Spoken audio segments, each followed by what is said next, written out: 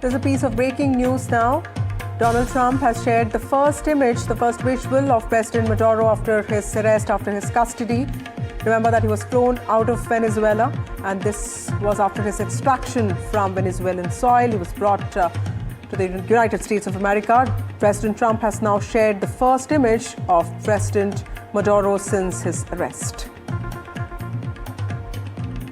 A court in the United States of America has already indicted President Nicolas and his wife on charges of drug conspiracies and cocaine businesses. Donald Trump has now shared the first images that we are showing you on your screens of President Maduro. This is the president of Venezuela who was extracted by US forces from Venezuela and brought to America. Now he's likely to face criminal charges. In fact, he has already been indicted by a district court in America on charges of narco-terrorism.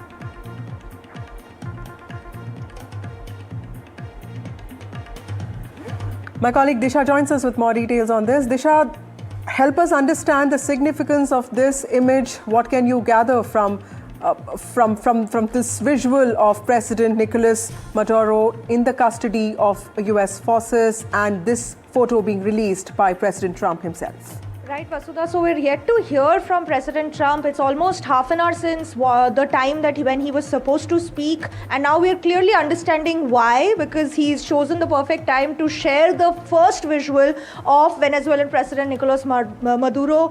And the fact that you can see that this is, he's bound by his hands. He has a blindfold over his face. If we can zoom into that picture, you can really see that he's not being held as a prisoner of war or even a head, he's a head of state. He's a recognized head of state of Venezuela. What he's being held as right now, the picture shows as a narco-terrorist, which is what the US claims he is. So really the way that he's being held, as the picture shows, is really quite severe and really shows the level, the seriousness of and the graveness of the charges that Nicolas Maduro faces, and perhaps his future now in the US, where he's headed now. He's headed to New York. He's on board a US military ship.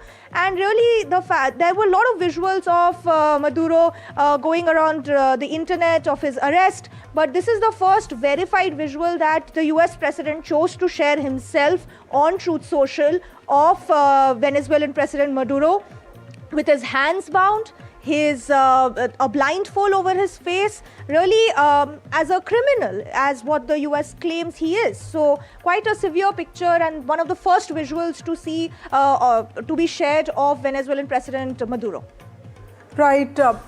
What is the larger message that US is trying to send out here, Disha? Because like you rightly pointed out, this man in handcuffs here and also with a bottle of water perhaps, and also completely blindfolded. This is a man who's been in power in Venezuela since 2013. So clearly the US proving its point that it is likely to decide the future of Venezuela here. Absolutely. So the message is quite clear, and this is the message that's being repeated by the Trump administration throughout the day since the strikes began, that no one can escape the justice of the US system.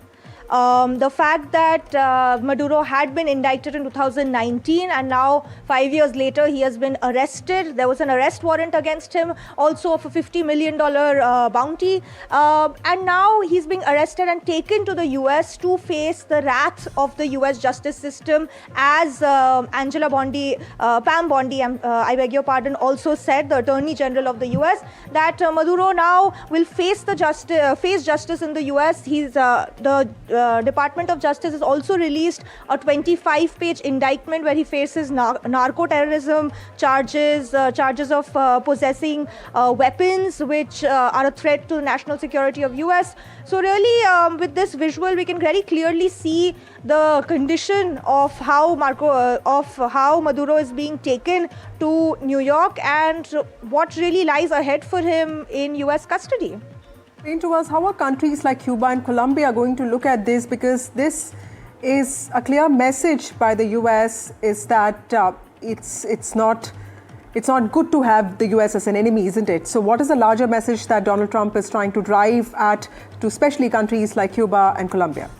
Of course, Cuba and Colombia are seeing this as a strong message, but I think this is not just a message for Latin America, but a message for the world that the Trump administration is really putting out there, that don't be on the wrong side, don't be on the wrong side of the US, don't wait to face the wrath of the US, because this is what this is the condition you might end up being in. And actually, to bring up a little bit of significance of today's date, in fact, Jan 3rd, it's not a good day for the enemies of the US in general, because in 1990, on Jan 3rd, the Panamanian president was also similarly arrested and brought to the US to face justice, also for narco-terrorism charges. And now, again on Jan 3rd today, almost 35 years later, Nicolas Maduro is also going to face the same fate of facing narco-terrorism charges in the US courts. So that definitely a strong message. It's been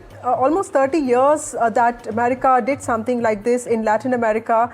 Help us understand the significance of this action, the fact that the president was extracted from Venezuela and brought to the United States of America in a condition like this.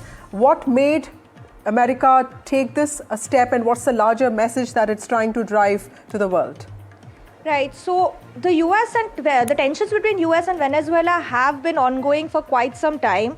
This is not the first time that it wasn't under the Trump administration, the current Trump administration, that Maduro was, a target or someone that the US was looking at as a narco-terrorist. The US never really recognized Maduro's current government, because they always said that he was an illegitimate leader, a dictator even. So this was what the US administration had continued to claim. And now, over the past couple of months, we had seen constant US military action against small boats that they said were being used to transport drugs. And in fact, the US claim is also that Maduro and his government, as well as drug cartels, are using cocaine as a weapon of mass destruction, an argument and a term that we've seen in many times in history being used as a justification for actions such as this by the US, by the West.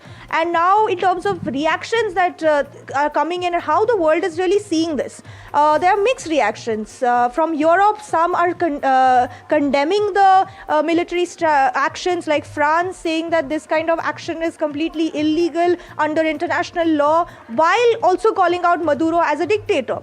So there's mixed messaging there. Otherwise, we have Russia, we have China, who are saying that this is such double standards from the West. The same US president who constantly calls out Russia and calls out other terror groups and even calls out China for that fact, to not use aggressive actions or aggressive military drills around Taiwan, wants them not to invade Taiwan or make such claims. That same president is now, in the name of national security and self-defense,